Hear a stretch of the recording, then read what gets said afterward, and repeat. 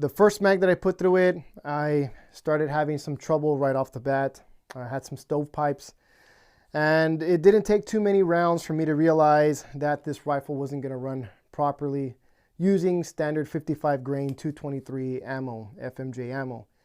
It did not run reliably whatsoever. I could not get through a 30 round mag without it stovepiping. I couldn't get through a 20 round mag without having stovepipes. I changed the ammo to heavier grain ammo, to 5.56 ammo, greater velocity ammo. Now it did fare a little bit better with hot and heavy ammo. However, there was no guarantee that it was not going to malfunction. I just couldn't get this thing to run right. I was extremely frustrated with this rifle. Another thing that I noticed was here, right in here, there were some really deep gouges on the inside on the aluminum here on the receiver. And there was some deformity here where what I believe the casing is getting slammed into the aluminum, and it was just deforming a bit. It was protruding a bit from the side. I had to file it down a little bit, that way I could get it back down. But right in there, there was some really deep marring, and I really didn't know what was going on with that. That is one of the first things that I noticed. So the aluminum, it's a little funny. Also on the dust catch where that pin latches onto the aluminum, it is also marring that up. So I don't really know what to think of that. There are some other videos on YouTube that you'll find where guys are saying that their dust cover no longer closes. So it's because it's getting eaten up there. So I don't know what to think about that. I don't know what to think about this. I didn't like it very much, but there was more to it than just the fact that it was stovepiping, and I'll get to that in a bit. I took the rifle home. I checked the gas system. I took everything off. I didn't see anything out of the ordinary. I checked the bolt. I checked the recoil springs. I checked all that stuff. I didn't see anything that caught my attention except for this. This definitely did catch my attention. It was loading new rounds into the chamber. So new rounds were going in there. It was stovepiping. So that tells me that the action was coming all the way back, or the bolt was coming back far enough to where it was picking up a new round.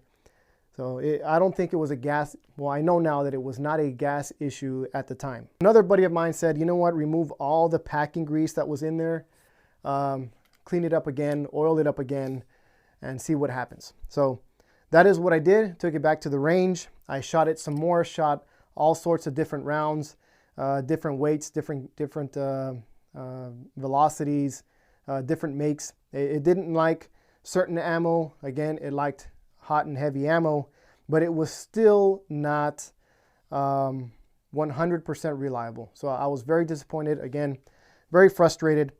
One thing that I did do is I looked at the charging handle that the rifle came with. This is not it.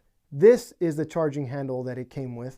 It looks more like the original AR-18 or AR-180 charging handle, a little bit of a retro look.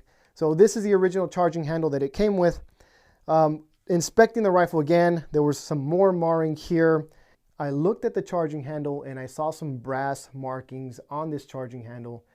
So that told me that it was striking the casings as they were ejected. So I picked up some of the casings and I checked out the casings, and all the casings had the same type of damage on them.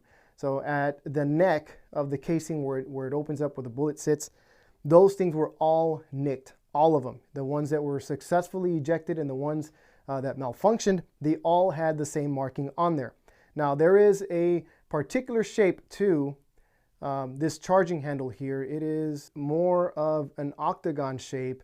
So I matched it up to the casings and it fit just like a puzzle. So it was hitting that neck of the casing as the bolt was coming back forward. So I came to the conclusion that the charging handle was striking the casings as they were ejected, and it was pushing them forward into the receiver, causing those very deep marks. And I think that was the rim of the cartridge that was hitting it there, causing those very deep marks, and actually forcing the casing back into the action before it closed.